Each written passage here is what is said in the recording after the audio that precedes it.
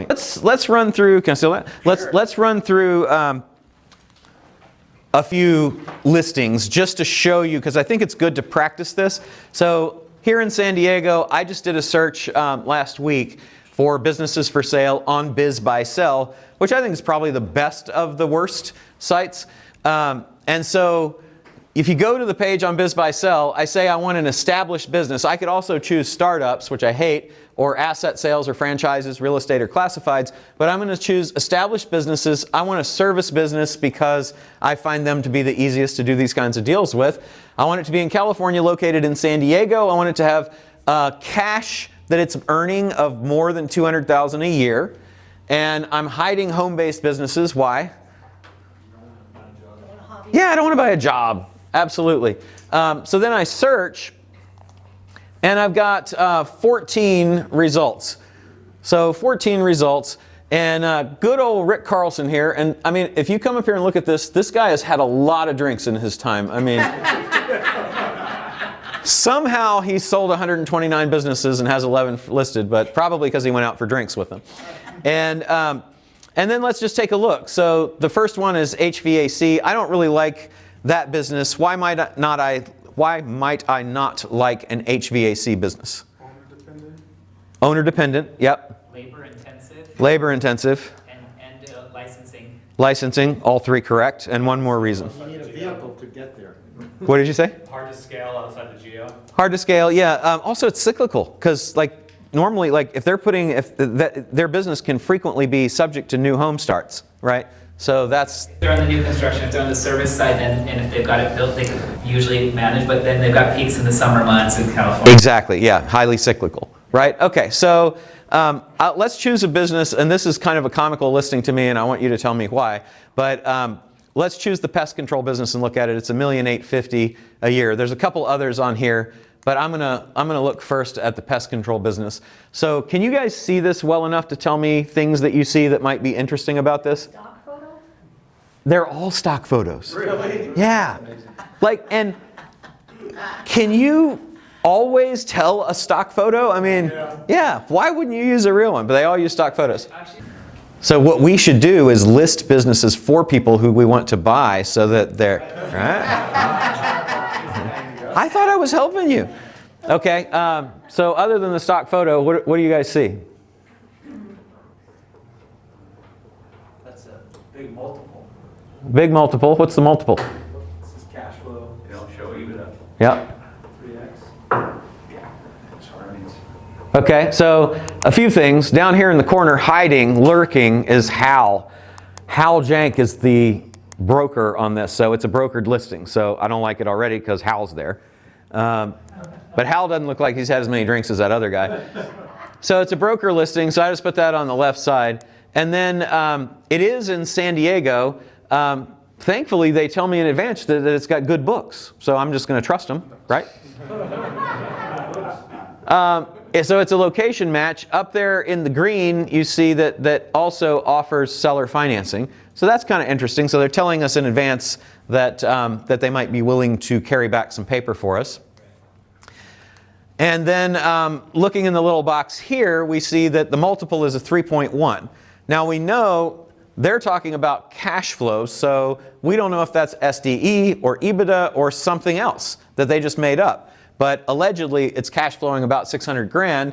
What do we think of the multiple?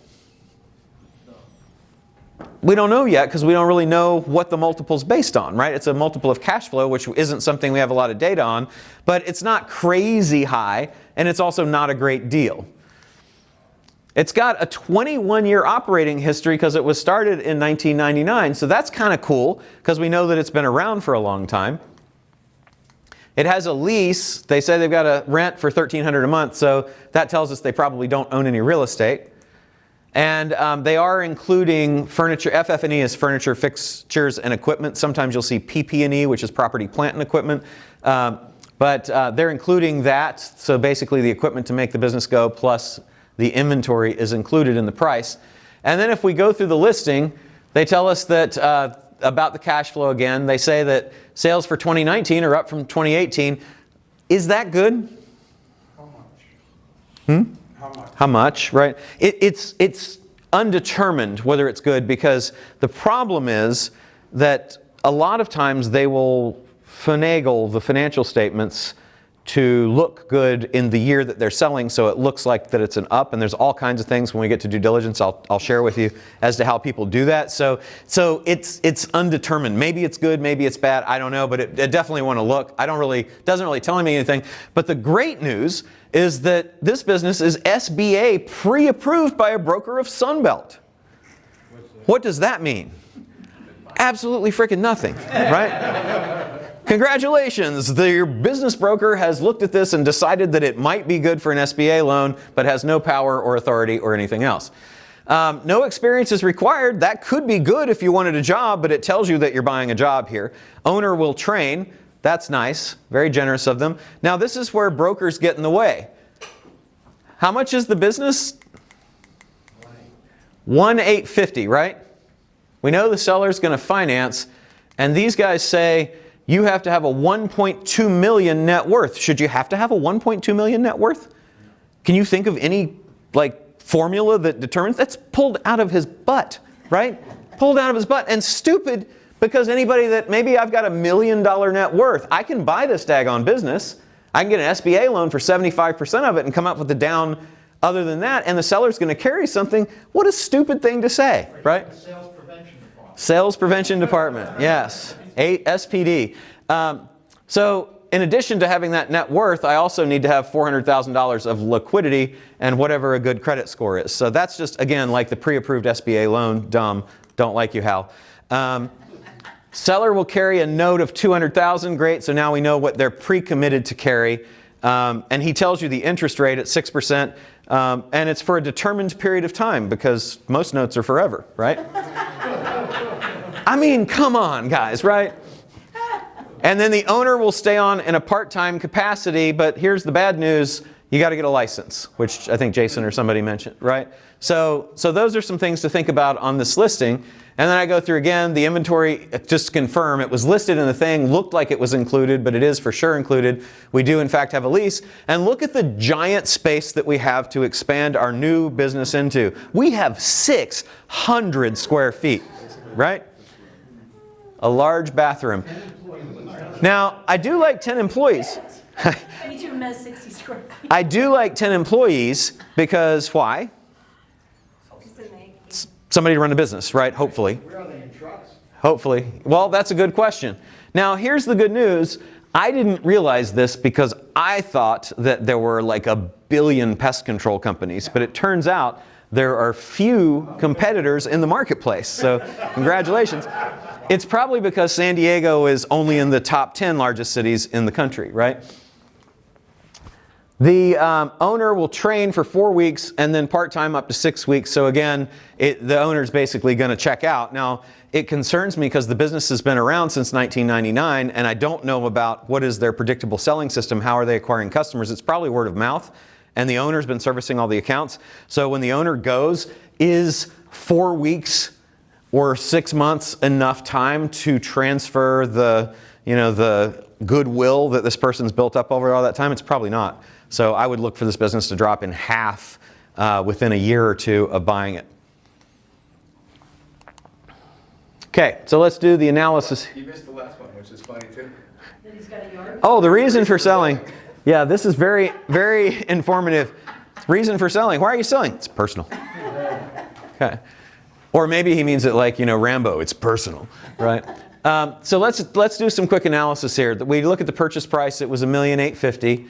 Want to see what this deal would look like. They said that they would carry back $200,000. We could get an SBA 7A loan at 75%. This is probably the worst deal that we would ever do to get SBA. I'm going to show you a whole bunch of ways to not have to do that.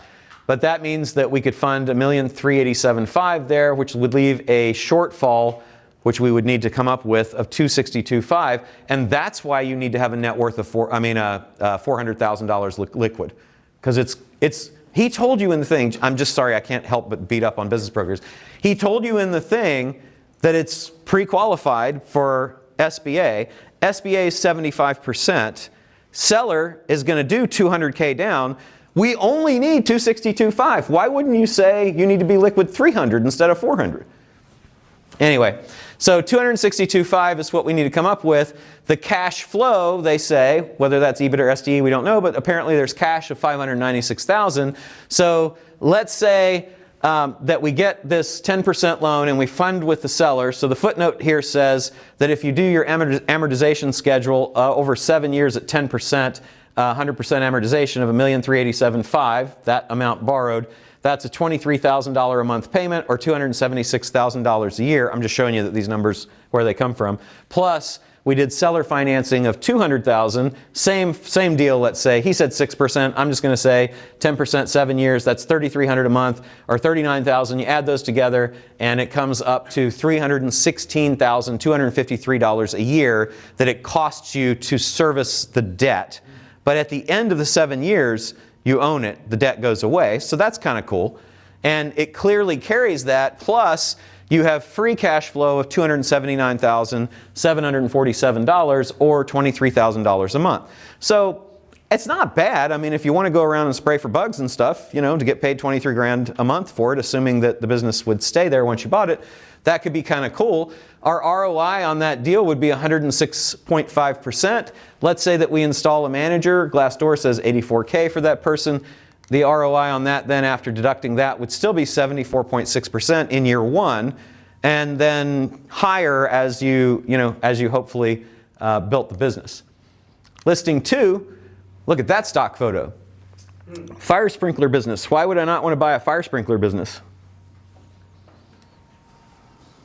You come back to the same stuff for the HVAC, those contractor, the labor, the work comp and all the other stuff and licensing, but Liability. Two more reasons to me is fire.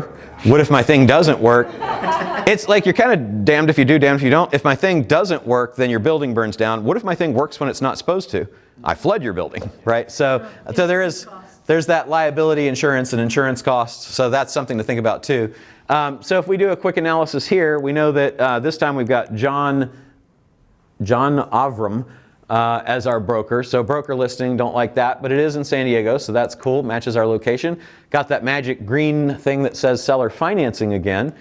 And if we look in the little box, they're asking $925, cash flows $380, interesting. They've got gross revenue of $1.4 million, something we didn't know, I think, last time. NVA on the inventory, NA on the inventory. So I don't know if that's just not available, that like they don't know how much inventory they have, or it kind of concerns me that they don't, right? Maybe it all burned up. The multiple's not bad, it's 2.4, so that's kind of cool. That's within our range. It also, coincidentally, has a 21-year history. And they're including, I think, FF&E. It just says there's FF&E, furniture, fixtures, and equipment of 40 grand. We'll confirm that when we dive in a little bit more. Where were they operating out of? There was no lease?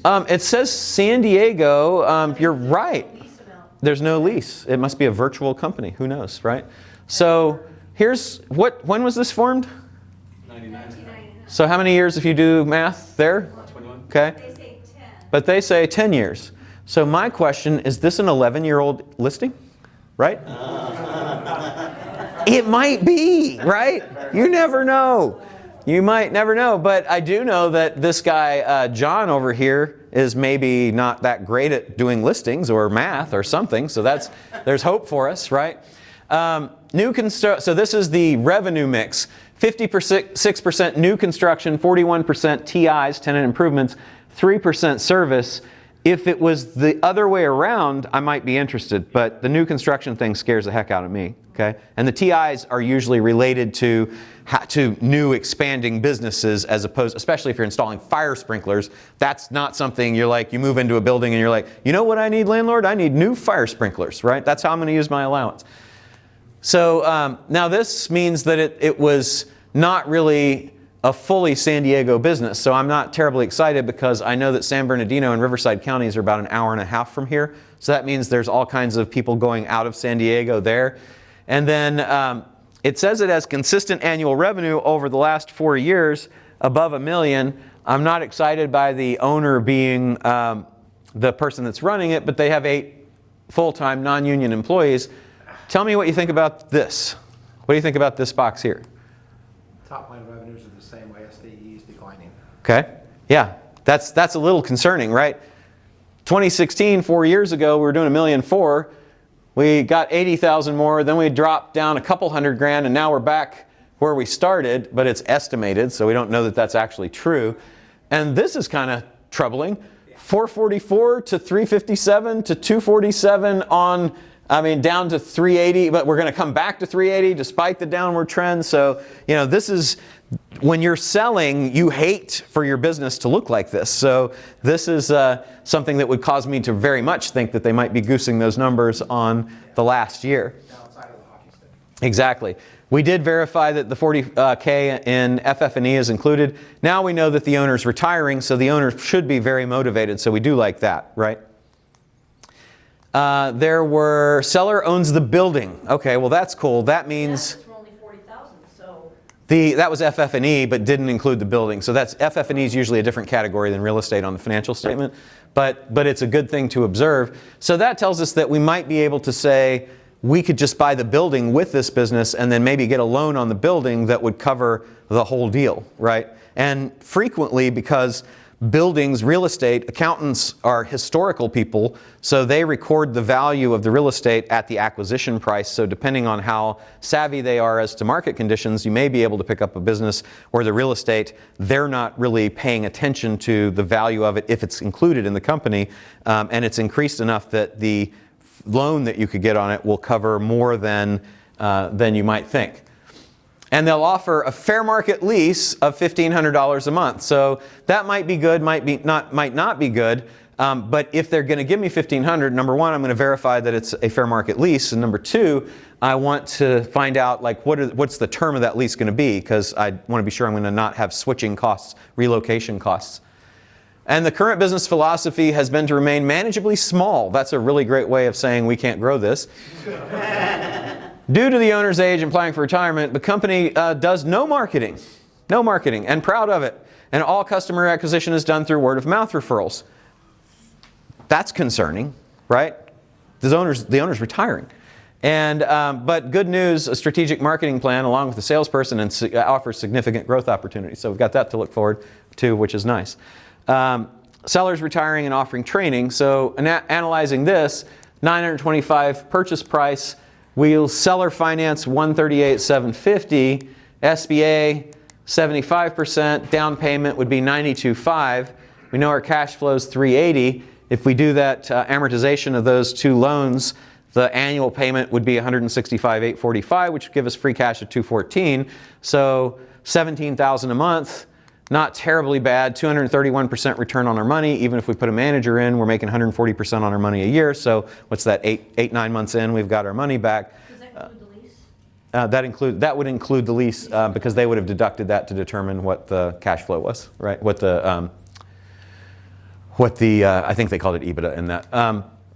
So what I'd like for you to do, just because I think going through this analysis process is super helpful, and if you have any questions, then we can do it, is just individually on your computer. Does everybody have a computer and an internet connection? I know the internet's not amazing here. Just go on, if you don't have a computer, just cuddle up to somebody that does, and go on BizBuySell and just look for businesses in whatever your area is, and then I'd like to see what you find.